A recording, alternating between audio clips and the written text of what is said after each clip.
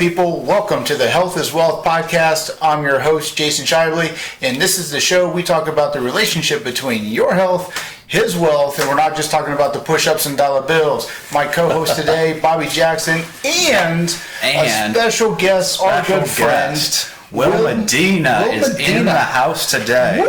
Hey guys, thank you for having me. Yeah, this is a big one right here. So this is a good friend of ours. I was lucky enough to meet him. He was actually one of my very first personal training clients when I moved to Fort Lauderdale. Wow. And you guys have been training the whole time since, right? We've been training every day since. Come on, Jason. Yeah, 6 days a week out here. No, but it was really cool to where it started as a professional relationship, and then the friendship came after that. And so it was like an instant thing almost. Pretty much.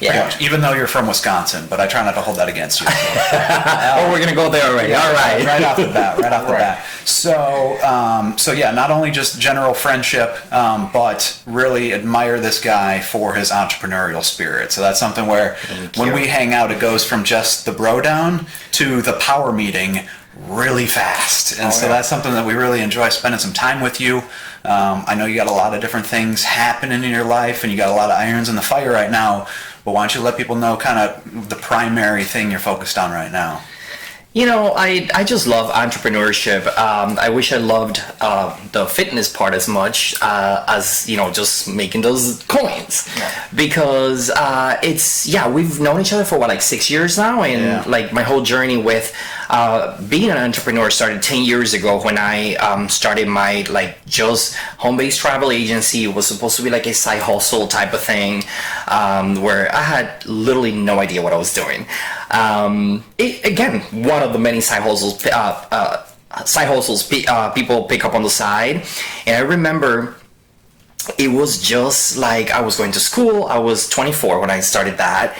And I was just drinking like 4 days a week. Hello, Wisconsin, he said already. We have more bars than churches. That's right. We have 2 weeks of summer, not a lot of extra. Right, exactly. You gotta push it, right? Yeah, you gotta stay warm. And that's like where it all started, and from there it just like the first 2 years it was, you know, like just doing it on the side, and then after that, like I really understood that it was a business, and I just like fell in love with the option, right? Like the dream of being able to build something for myself that was not attached to, you know, your typical 9 to 5. And as I say, like my gypsy heart is too crazy for even my corner office, which I'll talk about that in a little bit. So it started as a travel agent from home, and then from there it just evolved into, you know, a very profitable business, which I still have today. And then the most recent thing, which is actually not that recent now, it's almost 3 years old now. It's I started then helping other travel agents learn the systems that I use to build my business in a way that is a lean business, meaning I can run it with very little cash, which is great, especially for a time like this. Oh, yeah. I can run it from absolutely anywhere in the world, and I can work with clients that I adore. Yeah. So, and that starting push is learning how to just do it scared. Yeah. Do it scared. That is the motto of the day. That is don't overthink the systems that you have in place. Don't overthink trying to beat every little piece of perfection into your product before you think it's worth releasing. Sometimes you just gotta pull the trigger. Perfect is a lie. Right? Don't you guys agree? It's never gonna be perfect because there's always things we can change. Jay picks on me a lot. He's actually helping me kind of develop a better mindset of, dude, just do it. We gotta do it. Because right now there's nothing, right? It's that before we launched that first episode of this podcast, even it was, anything's going to be better because right now we're at 0. Yes. There's nothing. So don't keep overdoing, switching between color options on stuff or the perfect font for this. It's, dude, let's pick one. It looks fine. Everybody can read it. Move on. It's about the content and how you're helping people out. So that's what I really like about that motto there too. It's just, dude, just do it. You might be scared, but just do it scared. But you got to do it. You can't not do it. I love it. I love it. But I want to go back to before Wisconsin, because people that are listening to the podcast and audio don't think you have the Wisconsin accent. Do you? I don't have an accent. What are you talking about? No, the guy from Wisconsin that loves tequila, he can't be from Wisconsin. Yeah, he doesn't love cheese as much as he does Wisconsin made right there. That's way too much. He doesn't love cheese as much as he does tequila. So that tells me that's way too much culture. So tell the audience where we already know where you're from. Where are you from? So it's funny that you relate to the tequila portion of it, because everybody like that become like part of my brand. Yeah. We always joke about that I am the most Mexican Dominican you will ever meet. So I was born in the Dominican Republic, in a town near Punta Cana, which was like the city of what Punta Cana belonged to. Most people know Punta Cana from the all-inclusive resorts and the beautiful beaches and whatnot. So I grew up there, and so born and raised. And at the age of 19, then I moved with my father that was living in Puerto Rico at the time for a gazillion years. I honestly did not love living in Puerto Rico. Like nothing with like the country itself. I love the island, but I was leaving so much behind when I left. In terms of career, like I started school very early, so I almost had my bachelor's when I left the DR. I was already working in hospitality. I worked at the Punta Cana International Airport. So like I had a lot of things going on when I had to leave. And I said I had because for those of you that are not familiar, like when you're a kid and your parents get you, the green card, you're kind of required to live in the States, right? Yeah. Otherwise, you have to keep coming back and forth every 6 months or whatever. So I guess they just wanted me to come work and pay taxes, which I'm okay with now. But the American way. It's over time you kind of learn. Like they say, if you're paying taxes because you're making money, supposedly. So I'm working on that mindset piece there. But yeah, so I moved to Wisconsin. As I said, first Puerto Rico. I went to Jersey for a little bit and landed in Wisconsin.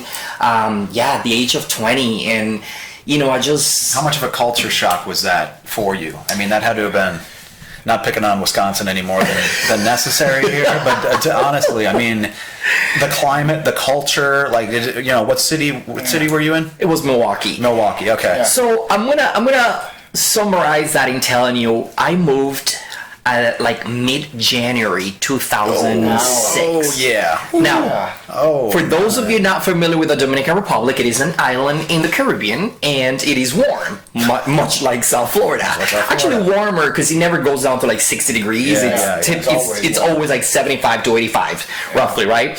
So imagine now my first time ever seeing snow and being in a cold climate area, and it was like legit January. It was like 18th or something like that. I don't remember. Like 2 weeks into January, I'll never forget the thin coat that I brought with. So the biggest culture shock for me was not being able to take a shower for like legit 4 days. Oh, yeah. I was so cold, like my bones were. It was just like, oh my god. I remember like my aunt was like, just turn the water really hot, but don't burn yourself. Even that is an art, by the way, guys. If you've ever been in the Midwest, like even getting the right water temperature is an art at the beginning. So long story short, I go in the shower the first day, right? That I get there that night. Oh, I'm gonna take a shower. Take it. What? Yeah. That water was so cold. Then I finally get it hot, and then it's too hot, and I just couldn't even take my socks off. Then getting out of the shower. That's some trauma I have even when you get that just piping hot shower in, you finally warm up your core, and then you got to step out of that damn thing. You're going too far. Oh yeah. Those first 4 days, again, I couldn't even take my socks. Like I couldn't like take my socks off without freezing. Like legit, the walls were like frozen. So long story short, it was. I wouldn't say it was challenging for me because I consider myself pretty adaptable, and I truly got along pretty fast with like just about everyone that I met there. So I always say Wisconsin for me it will always be a second home. It was a great stepping stone for someone at 20 years old. I was not even old enough to go to the freaking corner store and get my 6-pack of beer. So I had to tell somebody to go get me the beer after getting out of work 50 hours a week, and I was not old enough to get my beer. That was a problem because in the DR you are old enough, like legal age is 18, and you can definitely, just like here, you can drink a little earlier than that. So long story short, that first year was very challenging. In addition to that, again, I was coming with a hospitality background, with an all-inclusive aspect and airports and whatnot, and now I am in Milwaukee, which it's a very small city compared to, Miami. And I couldn't even find a job because they kept saying I was overqualified. if someone ever tells me I'm overqualified, I'm gonna punch him in the face. Yeah, right. It was the biggest insult of my life. Like, listen, dude, just pay me your $7. I just needed a damn job. I'll take the pay cut. But they were so scared that I was, like, you're bilingual and, you have this experience, you're just gonna take the job and leave when you find something else. So the first year was hard. Like, I don't wish it upon anyone, but I grew from that, learned a lot. And again, that's where it all started. Was that also maybe part of the drive subconsciously being like, I got to own my own stuff?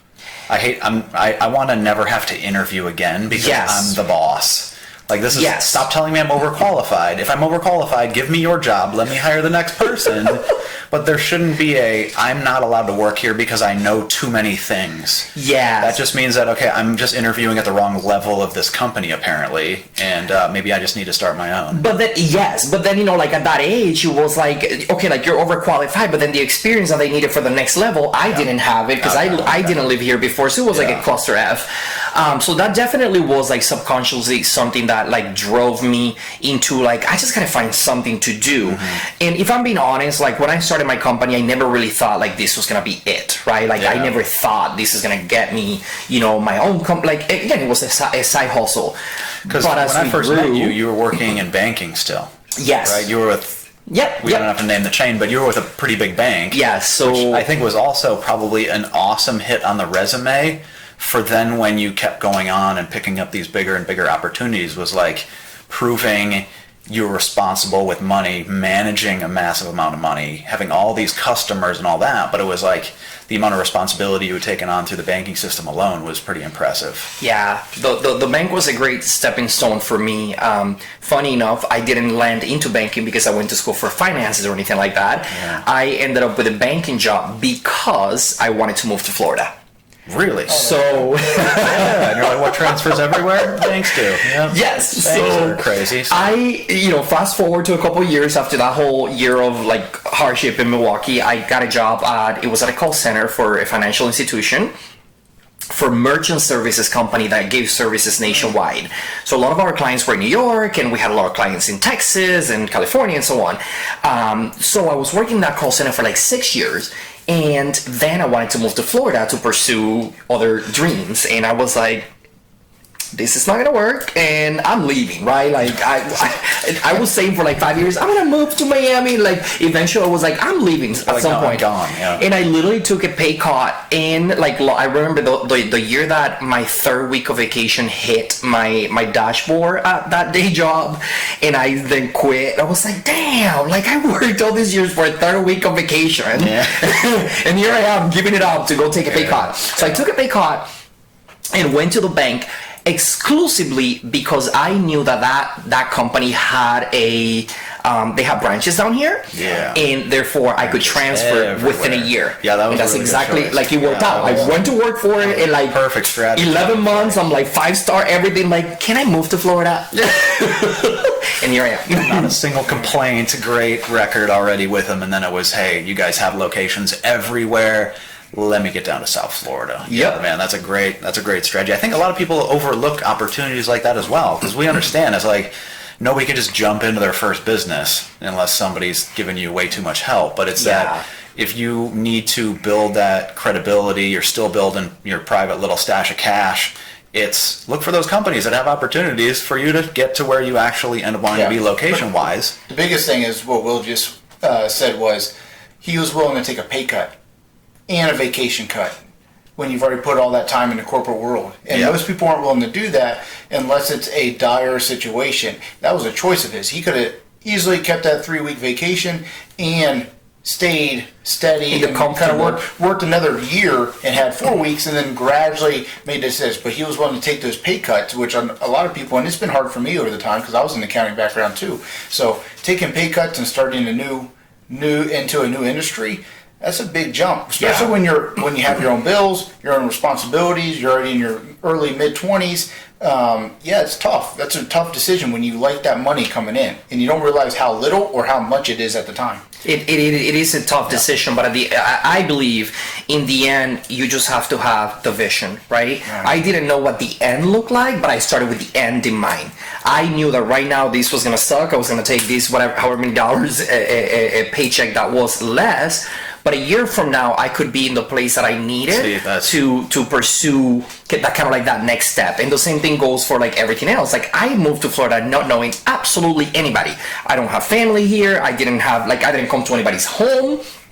I came someone helped me find a place, and I came like month to month, right? So it was also about like, again, that do it scare, like because you have the vision.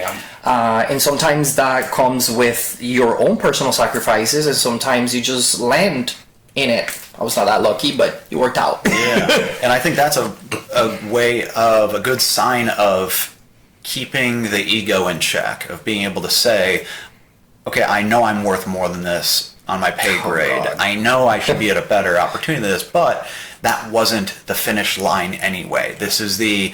And doesn't also mean, you took your job very seriously. You did a great job and you worked at what you should have been being paid at anyway, but it was at the healthy way of, okay, I'm not going to throw the ego out here. I'm going to do what I need to do here. I'm still going to do it well and take pride in my work and my job, but this isn't the finish line. That's more important to me. The next step is more important to me than the temporary ego fix of, give me that raise now. Let me take my vacation. It's nope. Scrap all that. I don't even care, because in a couple years, the time's going to go by either way.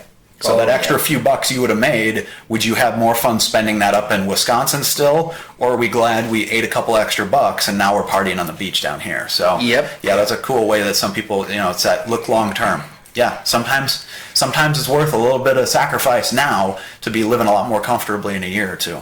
And I want to go back to first, amen to that, and then I want to go back to what you were saying about how a lot of people kind of like downplay or talk down at the whole 9 to 5 because I have the lifestyle or whatever. I will always say in my coaching business with other agents, there's a lot of it that is systems, but most of it is also mindset, right? It's just understanding that, yes, those like short-term sacrifices and things like that.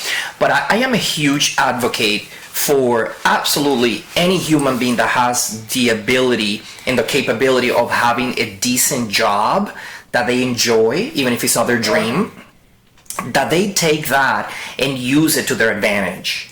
I will tell you, I remember, to paint a picture for you here, I remember when I left that call center job after 6 years and I went to the bank.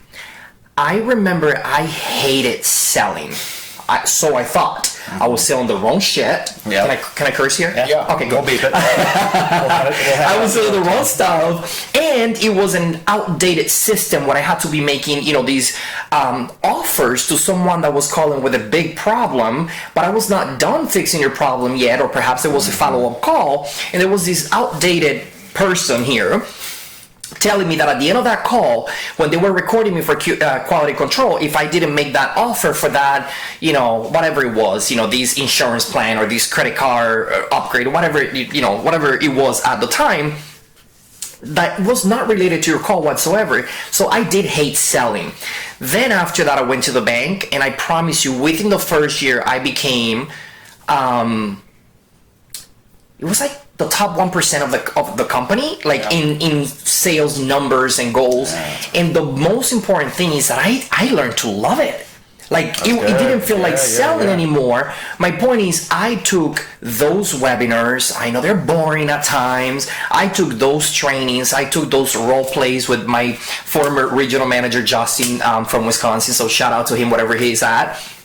That I took that time and invested it into truly learning a craft, and that is a craft. Service, selling, technology, like all these like transferable life skills that you have, that is a craft. So if you have the opportunity to still be at a day job that you can maximize, use that job to fund your side hustle. Use that job to build those skills, right? And when you're there, which is very important, and you were saying that before, while you're at that day job, give them the 200% that they're paying you to do. And I take a lot of pride in that. Every job I've ever did, even if it's not something I went to school for, even if those were not in my dream board, I gave them 200%. So when I came out of that corporate world with those skills that I developed there, because I took the time and I took advantage of that, and that ethic, which I think we talk about that often, I think is a really big thing for the Midwest. Really, you can take that anywhere, and that's what I personally feel that has helped me so much build my 2 companies, and especially in times like this, keep it afloat and keep that positive outlook, because you are pulling from those previous skills that you develop at those 9 to 5. So for sure. There are some shitty ones, but there are some great jobs out there that you can learn from, even if they're not the finish. The end It's goal. not exactly what you want to be selling, like you had said. I don't like selling. No, the thing you were selling, you didn't have the passion for. Nope. But now that you do, it's, oh man, I'm so glad I spent that time. Like you had said, like I remember my first sales training too. It's that stupid role-playing thing and the acting out all this stuff, and I'm using all these things. And at the time, I was being coached by somebody that I didn't respect to sell a thing that I thought was being oversold. And it was I just want to be out of here. I want this to be over. And then after that first day, it was that, this is a skill that transfers to a lot of different things. Whether I'm selling opinions, I'm selling training, I'm selling timeshares, it's okay, this skill transfers so broadly that I got to take this seriously and get it done.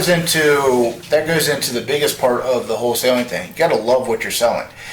You guys both brought up points of the webinars, the skill set that you had to learn during that process sucks. Watching, reading, role playing with people, that's boring as hell. But we've all found in the fitness and travel industry something we love and believe in to sell. I actually don't believe I'm selling anything at all. I believe I'm just telling the truth. Same. And I believe that follows right health as well, and I believe travel too, because you don't know anyone that doesn't like travel. Maybe 3 people out of Minnesota and Wisconsin total that never left the state. Can't spend time off the farm, but but most of that's true, and that's really what it is when you truly have the passion and believe in what you're selling. I'm not selling it. I'm just communicating my thoughts and feelings on it and what I think what I'm talking about can do for you. Oh wait, that's selling? Okay, great. This feels totally different. I'm genuinely helping providing a good service that's helping somebody. I'm like, that's not a sell. That's okay, I'll communicate this thing. I happen to provide it, and if you want a little bit of it, here you go. Exactly. Oh man. Exactly. Boom, crushing sales. So, all right. So going forward, Will. Okay, you're out of the corporate world now. You're full time in your own business. Okay, do it scared is your thing. So is that your university, your business that you have? Is that based on your university, or is that your destinations? So this is part of the university, which is my coaching business for other travel advisors or travel agents that want to grow in the same way that I did. Do It Scared came from me having conversations with my students and always telling people that, you've heard this in a lot of different ways, everything is outside of your comfort zone, and like all these different variations of it. Feel the fear and do it anyway. For me, Do It Scared, it's one of those things where like I am a very motivated person. I am one of those people that believe in The Secret and all that stuff, right? Like I do believe in the universe and all that fun stuff to woo for some people. My point with Do It Scared was the fact that no matter what I've done in life, even if it was based on my passion, I was always really excited when that idea came, and I was like, yes! And then you get pumped, and then you're inspired. Oh my God, yes, I'm gonna spend all weekend learning that. And then, and this happened to me with my podcast, I went online and literally within an hour, I had about 130 topics that I could talk about, like to produce a show. And then panic hits. And panic hits because it comes from all kinds of different like outside sources, right? Oh, what are they gonna say? Oh my God, but I hate my voice. Oh my God, what if nobody listens to it? Like there were all these things. And guys, this is a pattern that I'm sure I'm not alone. It has happened like with every project I've ever done, right?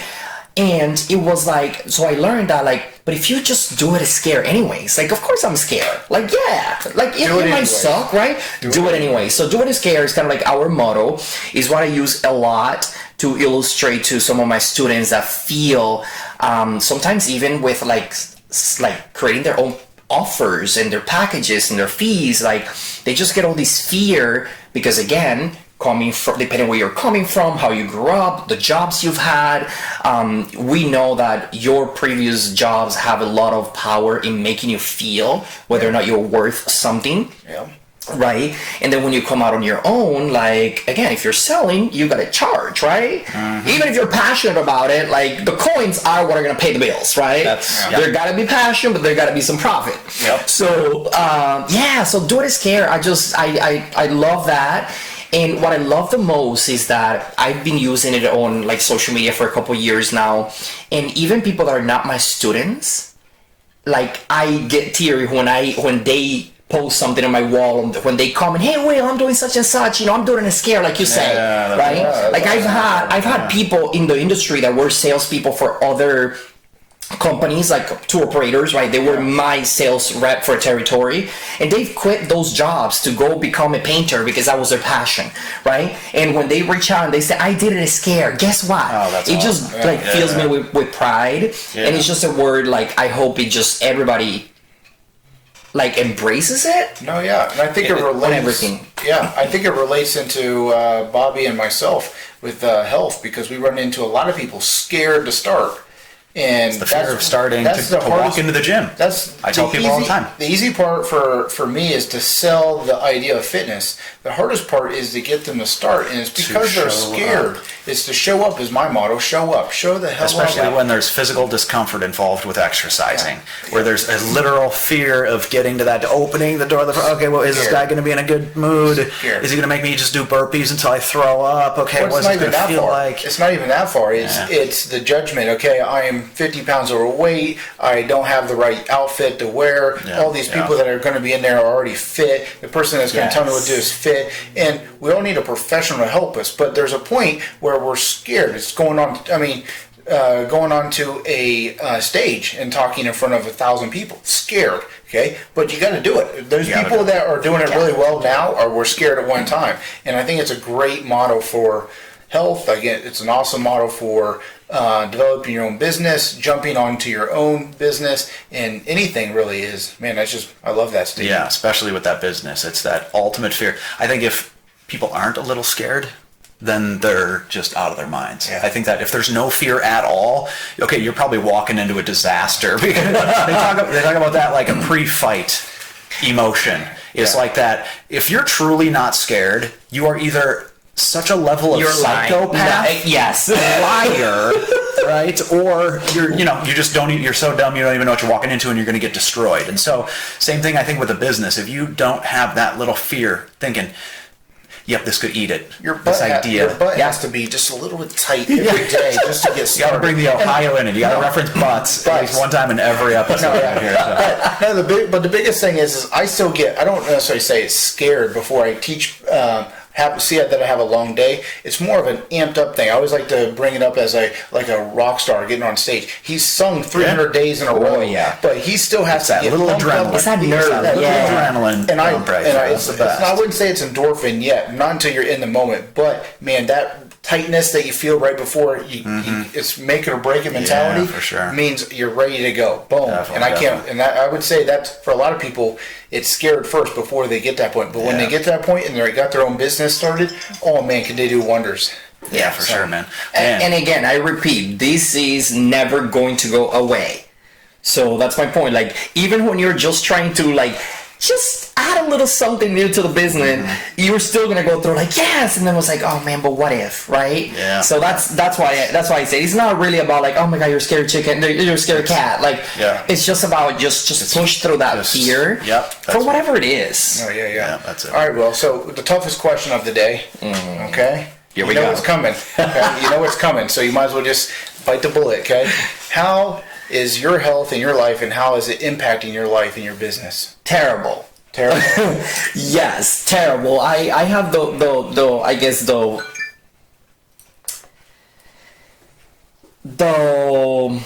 blessing of age, right, where perhaps I'm still not old enough that it's definitely something that is an area of improvement every year, sadly. Again, I met Bobby 6 years ago, and as one of my as my personal trainer at the time, and man, I wish, now I look back and I'm like, I wish I could go back to those days and just do even feel half the way that I felt then.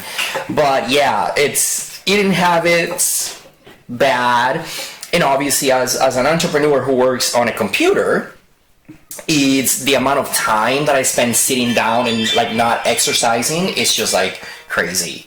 So yeah, you can whip me for that one. Oh yeah, but okay. But let's talk about how that reflects your business, because you prep weddings, you prep people for their big vacation, for anniversaries, any kind of vacation you're available to help organize and stuff. But what's the anxiety when it comes to people's health? Is these ladies and men worried about how they look for their photo shoots for their wedding? So are they talking to you about their fitness? Are you worried about how you look on fitness? Is health really kick in maybe 2 weeks before you get a big trip or a wedding, 6 months out? Are you actually encouraging them? Okay, if that's your concern, then is that a big thing you hear a lot in the business? I hear it a lot, but I don't have to address it from my vantage point in the part of the transaction, right? So obviously, especially for those brides and grooms, and even we had a destination wedding, and of course, it's the minute you get engaged, you start thinking about you need to fit into that little dress or that, one size smaller suit because you want to look your best. So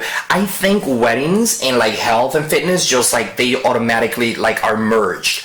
Obviously there are people who they are comfortable in their own skin and whatnot, but I do believe that the minute most people get engaged, that automatically is oh damn, I gotta lose some pounds, right? Yeah. And sadly we have that relationship with the weight, where we know it's twisted. It shouldn't be about I need to lose 10 pounds. It should be about I want to feel better, right?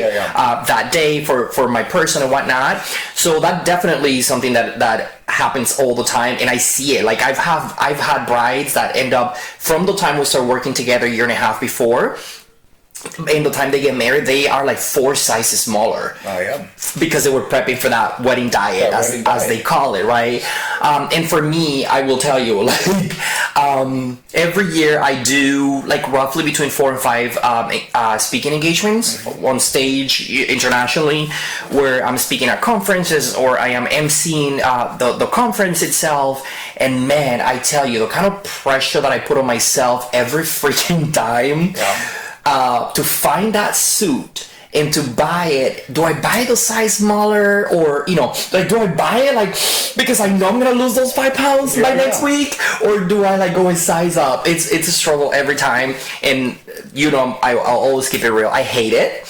I wish it was different, but again, it's bad. A lot of people go through that. So I hear that that's a normal topic on a daily basis with people. Hey, I got a vacation coming up. I got this. It's nothing fitness. Has nothing fitness related. It's just an event that they don't want to embarrass themselves for, that they're prepping for. And the same thing. You're not the only one. People say, okay, I'm going to buy the dress or pant size down so I make myself fit in. If I don't, they're scrambling to find just an outfit out of their closet that works for that event. And that's not going to happen. Most people push themselves, at least for that aspect of things, to keep it going. So one more thing to share to the audience. You've been in the travel industry for a long time.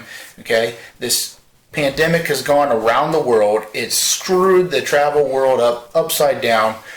Coming out of this, we're a couple months into this now. Where do you see the travel industry in the near future? Oof. This is a topic that I'm very passionate about, primarily because I'm consumed by having to spend that much time researching it, not just to what happened when it started, now a couple months into it, but also it's every week, it's the more time that passes, now that group or that wedding that was 4 months down the road at the beginning, it's not only 2 months, and now we have to make a decision to either cancel or postpone it. But I'll tell you, it's when we think about travel, people think, oh my God, you guys must be suffering. The travel industry is not just us as seller of travels. It's every single person in that space. When you go on a vacation, think about, I mean, from the airline to the transportation company to even those Uber drivers nowadays. Then you get into the destination, and you have what, probably 300 people that you see around you at a resort, making it look beautiful, and the pool and the maid and all that stuff. That's all like destroyed right now. Then you go out to an excursion, and of course, like that's not happening. And the truth is that even the friends that I have been in the industry for 30 years, and they talk to me about how they, how things changed after 9/11, and how travel changed, and like how they got out of that, and like all the good and bad that came out of that, terrible tragedy. This is different because it's global, right? Like it's not like, oh, things are really bad in America, or things are really bad in the Caribbean. Like, we go through that every single year in the industry, which I think it prepares you for some things where, like, every year fighting a different force outside of your control. Hurricane season, but you can't go nowhere. The flu, you can go absolutely nowhere. So to me, I am super optimistic, and I do believe that as humans, we're conditioned to wanderlust and to want to explore, to want to see things, to want to want to see people, hug people, drink with people, right? I mean, I had a Zoom birthday party. It was no disrespect to my friends. I had fun because I just love Zoom meetings. I do that for a living. But it was the most stupid thing ever. Like, I'm drinking by myself. I have 7 people. That actually was like 22 people. And I was trying to keep up who was talking. Like, no, we're simply not conditioned to do that. If it was true, when the internet came about, then, travel would have been like, oh, we can do that through Google. Like, nobody does that. So my point of view in this is that, although, yes, it is, I don't think there's any other industry that has been 100% impacted. And when I say 100%, I really want to say like 150%. Because everybody else, we open the world tomorrow, you get back to work, and it might not be the same, but you have income. Like the minute a client walks into your barbershop, your restaurant, and things like that. In our world, as you guys know, when you book a vacation, more often than not, it's booked in advance. So we're talking about, like, right now, we're like through the end of the year, basically still canceling and moving things into 2021.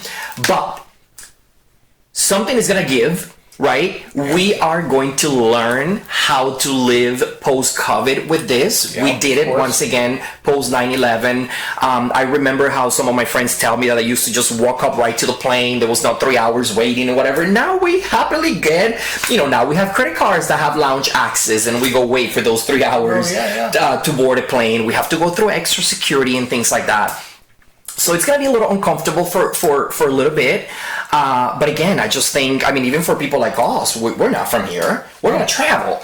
And the more you get out there and expose yourself to the new way, whatever that looks like in a few weeks, the more comfortable you're gonna grow into that. So personally, I am very optimistic in the fact that humans are just adaptable, and we're always going to want to explore.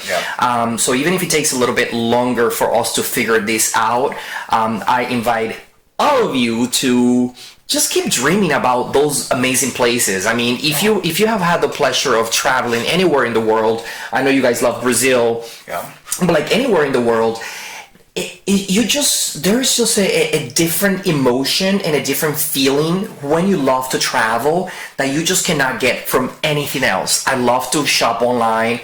Doesn't feel the same.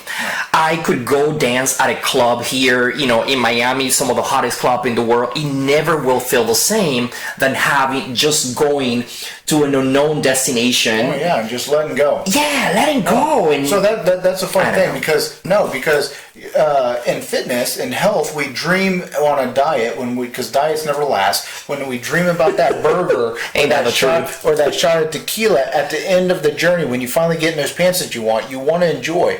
And we can do the same thing with travel. Dream for the future, dream where you want to go, plan. Now, my last couple questions is one statement, one question. The one statement is, I think we're going to go in the airplanes and airports alone. I think the biggest change is masks are going to be a number one forever. I don't see that disappearing anytime. I think more people are going to move towards the China, which there's people that do that already. Naturally, I think that's going to be a regular thing. We're going to have badass masks now that have our own logos on everything when we travel to the airport, which I think it might be a benefit. It's going to be a pain in the butt. I think it is. I think they're going to serve a little less food for a long time, for a while, just because of the contact issues.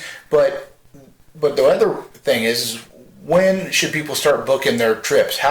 What are you guys in the industry waiting on to hear before we can start booking our next trips, whether it's locally or internationally? What are you waiting to hear? So I have two thoughts on that. The first one is your statement about the mask and the food on the plane. I'll tell you this. Last year I was gone on average 2 to 3 weeks of every single month. And that meant planes, cars, trains, all that stuff like around the world. I'll tell you this.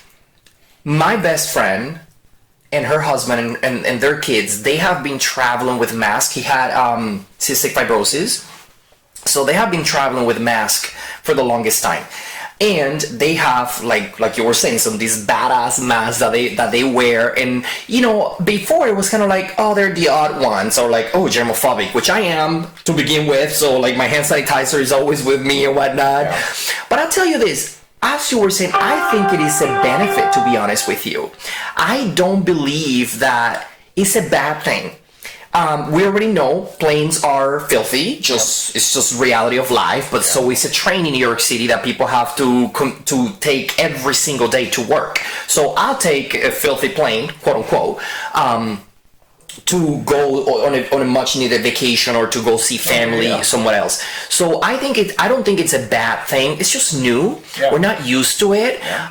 But I actually will feel much better now than before having, I don't like the middle seat, but, I'm not flying first class yet all the time. So I will feel much better between us three here with our masks, right? Over time, they're going to be personalized, they're going to be comfortable and whatnot, than someone hacking up along right next to me. That's the thing. No. Those people that are super germaphobes, and have health issues, they already wear masks naturally, and I don't travel enough to see that. Besides, we all know the bird flu over the years at China, that's why a lot of people wear masks and the pollution issues and But going forward, the mask is going to benefit because you hear so many people that go on a flight and stuff and just get sick on an airport. Just get the flu. Yeah. Now, this new norm, people are going to get less colds from traveling. I hear in the fitness industry, people travel for work or for pleasure, and all of a sudden they come back sick. Well, it wasn't because they were unhealthy on the trip. It was because they were in an environment with a bunch of bacteria everywhere. And I think that's going to benefit. So I agree with that. Yeah. So when do we get to travel next? So when do we get to travel next? That's the $1 million question. So what we do in the industry, again, it's just to have a pulse into what's happening in the places that we go to. Obviously, this is a global pandemic. Therefore, travel is going to come back differently from different places. We have to keep an eye on the level 4 advisory that is out there, which again, this is, I believe, the first time in history that they raised it to that level. Once again, we were trying to protect our medical systems and all that good stuff. It was not necessarily because it was more dangerous there than here, although we all believed that at the time. So I think it's really going to be just to make educated decisions on what works for everyone. In my company, we work with families, like groups, right? Where for a wedding, there's people like anywhere from newborn to 85 years old grandma coming to this wedding in Mexico and the Caribbean. So I think it's going to be important for every person and every human over the next year to just make a decision that is good for them, right? It would be irresponsible of me to say everyone come October you'll be fine. Now I'll tell you, for me, the minute they open those planes, I will take a plane up. I said I'm going to give them 2 weeks to get their act together, and then I'm going to head over to the Dominican Republic to see my family. And most importantly, for me, I always say that travel agents are like the reporters in times of war. We are the first one that are out there. I'm willing to go and take one for the team so that I can see what's happening in the ground, because we know, sadly, the news, the headlines, or one person experience that never travels, and all of a sudden they haven't traveled in 5 years, and now they're traveling for the first time in the middle, like right after a pandemic. Of course, they're going to be a little bit more shook than something more level-headed, where as an experienced traveler and a professional, I'm looking out for your well-being, and I can say, hey, listen, if you're going to go to this place, this is what's happening, right? Whether that is, there are places when you go like to Africa, you need to get a shot, right? Yep. So it's very specific because it is a global thing. Now, what we're doing right now is we are booking for the fall of 2020. Of 2020, we can book for the fall. And again, no blanket statement? No blanket statement. We're just looking right now, as of today, whenever this airs on the podcast and on YouTube, there's motion going forward where there's a chance that we can actually do local travel. Is that international? The thing that brought to my mind while you were talking was, are we going to get quarantined? Is level 4 for America going to be different than Canada, Mexico, and all the other countries around us, where we can travel there and we're fine, but when we get back, are we going to have to self-quarantine ourselves for 14 days? We don't know. I don't even think you guys know that yet. That's the million-dollar question. We don't know. Again, that I just want to clarify, that has nothing to do with the level 4 itself. No. It's like the quarantine or the self-quarantine that will be mandatory. It's not necessarily because of the level 4. Level 4 just means it was basically just come home, because we're dealing with something unknown, right? It was like the highest, it's 1 to 4, like the advisory levels of travel. So when you have like level 2, it's pretty common around the world. I think we've like, as the United States, we fluctuate between 23. Like Paris, it's same thing, like between 23, like when we have was it the bombing that they had about a year or so ago in Paris? Right? So like they fluctuate between the 2 and the 3. So again, it's not like that's ever gonna go away. It's never gonna go back to 1 or 0. So 4, I believe it was the right thing to do, because again, it was a pandemic, and as we saw, although we didn't believe it at the beginning, it was something that you couldn't really say how long it was going to last, right? So if you were in Germany, I don't know, like on vacation, or you were in France and you were just like, oh, it's okay, I'm gonna stay here, you would have been in a really dark place right now. 2 months of expenses outside of your home, away from your family and things like that, unless you were already traveling for an extended period of time, which a lot of people do. But all in all, yes, we are keeping an eye on the level 4. Again, that gets a little political sometimes, whether or not they're gonna bring that down before, like when they should, or it would be kept on a little bit longer to keep people in America spending the money here. But again, that's a different topic. A different podcast. Right. But long story short, I think right now the responsible thing for me to tell you will be, you do have to do what is right for you and for your family. As much as I would love for the entire world to get back to traveling tomorrow, I know it's not realistic. But I will say, fall 2020, we are already booking for that. A lot of our groups that were supposed to happen in the spring of 2020, we moved them to 2021, once again to allow the world to adapt and like show what's coming after that. And I would be honored and happy to come back and do a follow-up to this. Of course. Once the states have already opened. Because I think once we open our own little backyards, we are going to see how this is going to expand beyond whether it is domestic travel, 6 hours flight to California, or going abroad. Because again, that's another thing. California is further than Cancun, Dominican Republic, Jamaica. So when people say, oh, I don't want to go too far, like, because it's international, like, California is further. Come on, anyways. You're in the same plane. So that's a big. I think you got a good point there. That's the biggest thing. Is it farther in the same country, right?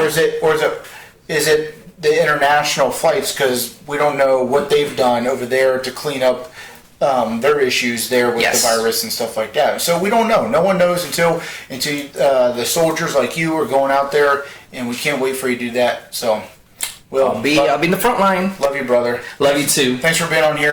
Ladies and gentlemen, thank you so much for watching or listening to today's episode. We'd love if you leave a comment down below. Don't forget to give us a 5-star review. like us, share us, and follow all the guests from today's episode. And remember, if it was easy, it'd be damn cheesy.